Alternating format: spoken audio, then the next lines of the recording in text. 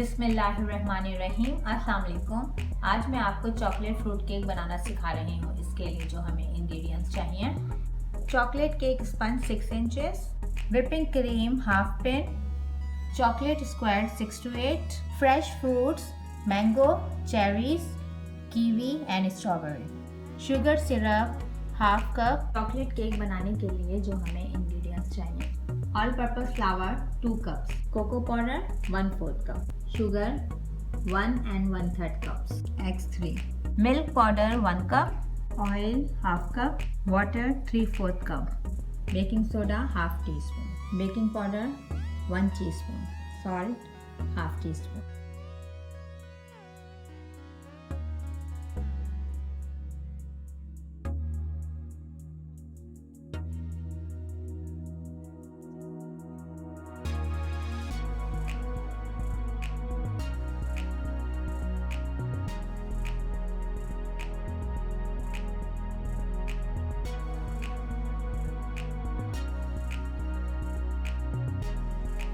Whipping cream को हमने 1 minute गर्म कर लिया है। अब हम इसे चॉकलेट में शामिल करेंगे।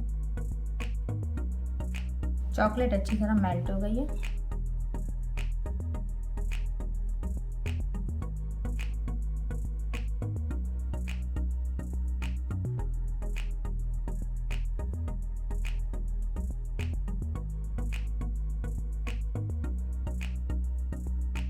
टू मिनट्स के लिए हम केक को फ्रिज में रखेंगे, फिर हम इसे डेकोरेट करेंगे।